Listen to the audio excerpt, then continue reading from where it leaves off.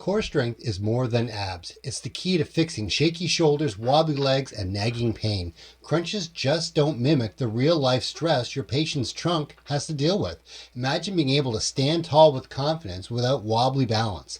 Forget traditional crunches. We're diving into practical core training to transform your patients. By focusing on functional exercises that build a stable core, you'll improve your patient's mobility and confidence.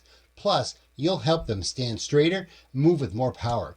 Think of that office worker slouching all day or that weekend golfer who hits the ball but with pain. The core really acts to stop unwanted movement and provide a solid platform for the arms and legs. Closed kinetic chain stability balance exercises are the key to making your core and limbs work together seamlessly. A solid core boosts posture for desk warriors and for power for lifting groceries or crushing the golf swing. I'll give you tips to build your patients' home programs that stick and using closed kinetic exercises that actually work. Buckle up, we're diving into core stability. From stiffness to sloppiness, we'll cover it all. Get ready to learn how to help your patients move from wobbly to wow.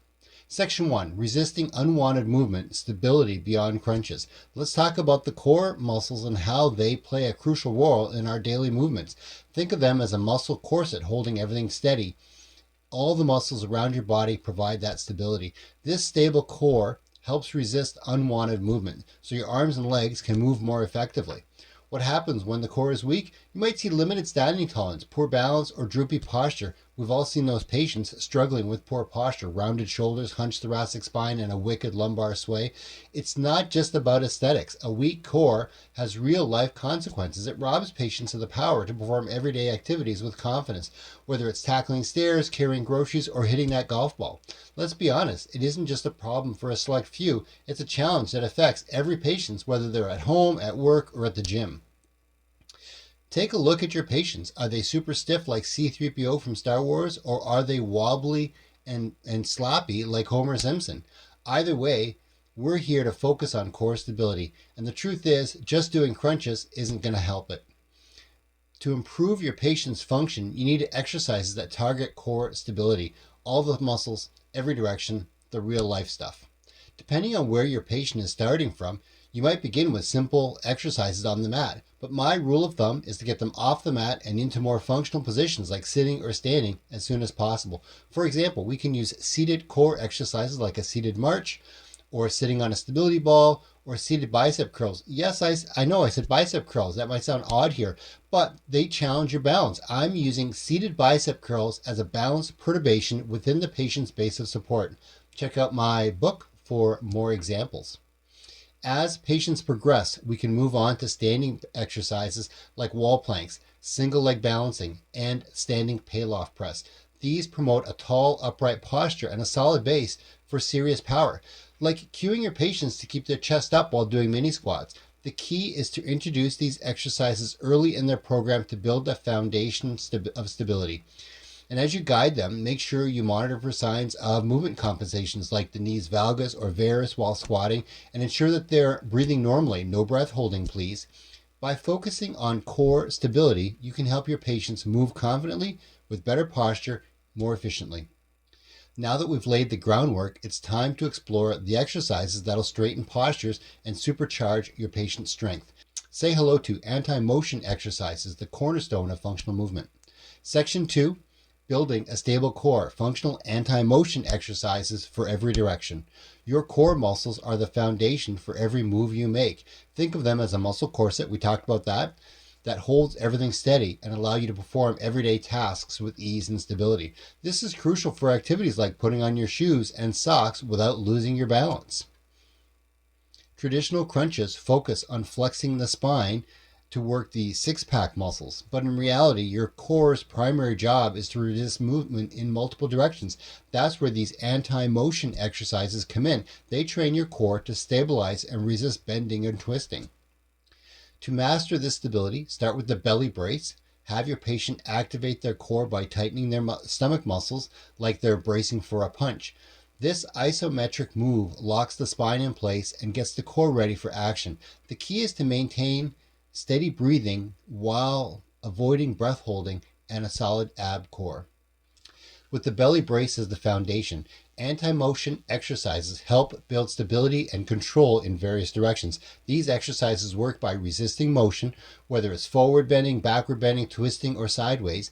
By strengthening the core in this way, your patients will develop stability and control that they need to move effectively and reduce their risk of injury. A strong core is like a solid foundation. It keeps everything aligned and working together seamlessly. With a stable core, your patient will be able to stand tall with good posture, generate power from head to toe, moving with greater ease and confidence. Let's look at some specific exercises that you can use with your patients today. When it comes to lifting heavy objects safely, like groceries or luggage, anti-flexion exercises are the key. These exercises target muscles that prevent forward bending. Think of deadlifts, hip hinging, progressing to good morning exercise.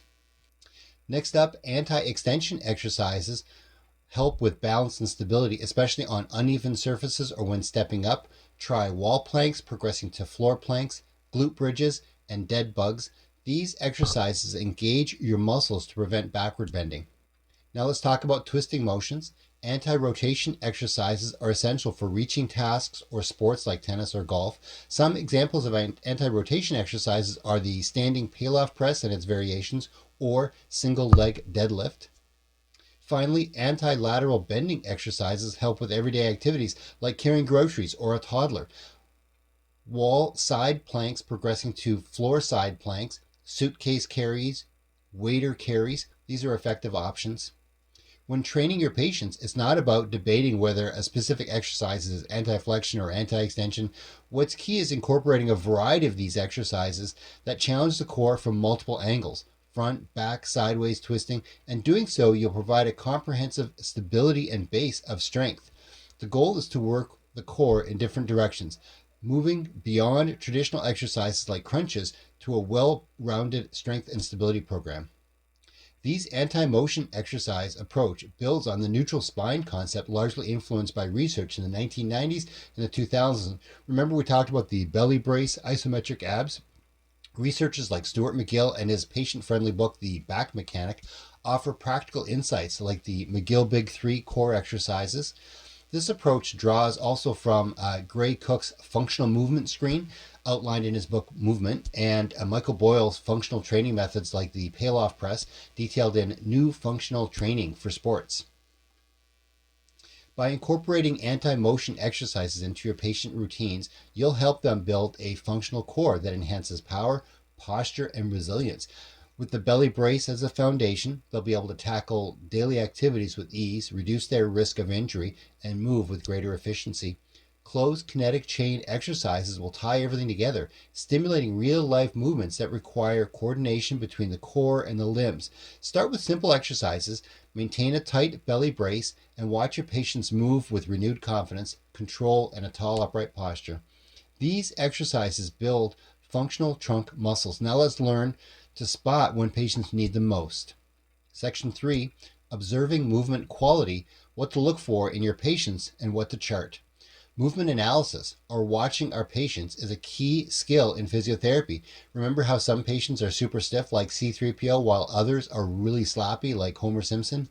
When we're analyzing movement, we want to look at the quality of their motion. Is it tight or is it sloppy?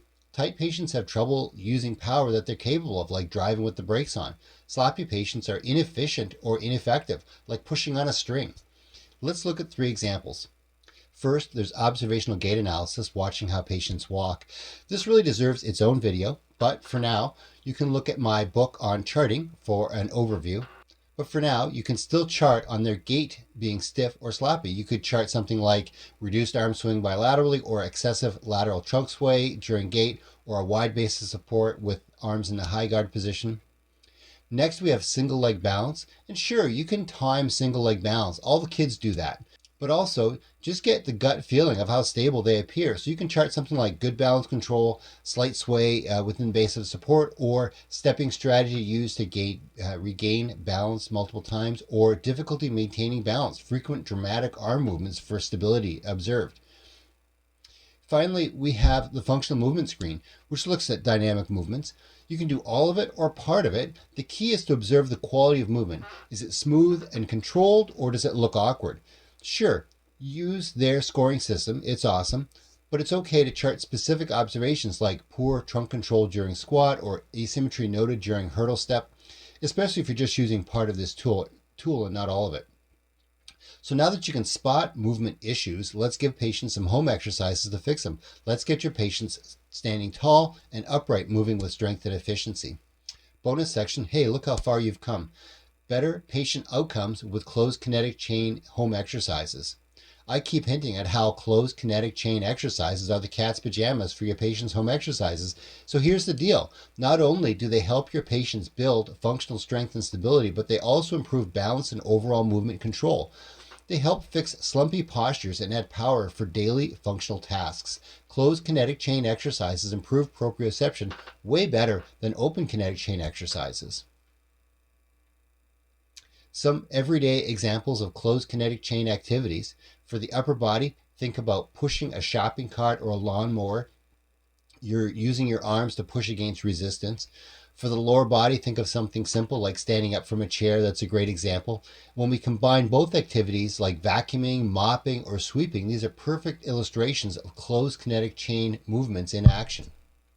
By incorporating anti-motion exercises and closed kinetic chain movements into the daily routine, patients can reduce their risk of injury and move with greater confidence.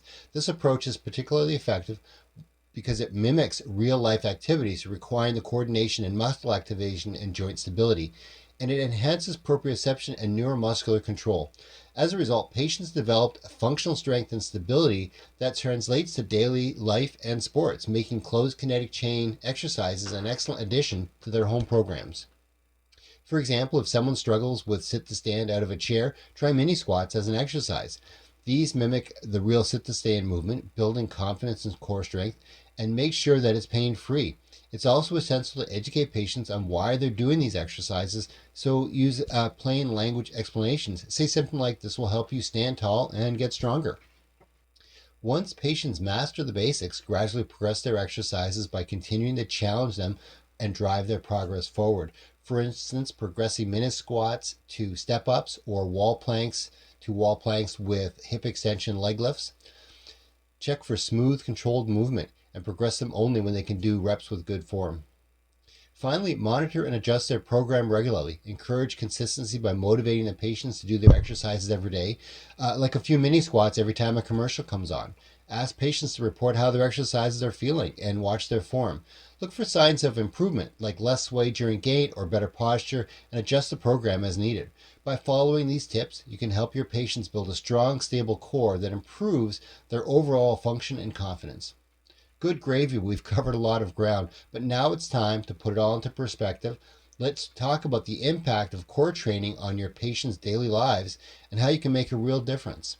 So this is where these ab videos show you what you look like if you do these exercises.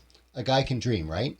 Core training isn't just about getting six-pack abs. It's about building a solid foundation that helps your patients move more smoothly and confidently with better posture and more power. By incorporating functional exercises into your patient's routine, that was those anti-motion exercises we talked about earlier, you can help them move better, hurt less, and stand taller with confidence. The key is to tailor each program to their unique needs, starting simple and progressing steadily to keep them challenged. By educating your patients with home exercises, remember we talked about the closed kinetic chain stability exercises, you can empower your patients to take control of their own health, posture, and power. Pick one exercise from this video, like a mini squat or the wall plank, and add it to your patient's program this week. Share your choice in the comments below. Let's make a positive impact on our patients' lives together. My 2 books are now available at Amazon. What They Don't Teach You About Documentation in Physiotherapy School, a short how-to manual for successful daily note templates, and From Injury to Recovery Through Exercise, simple functional exercise progressions for physiotherapists to restore lifting, standing, walking. Thank you for your support. A super cool video is ready for you right here. And join our community of subscribers to stay ahead of the curve. Thank you.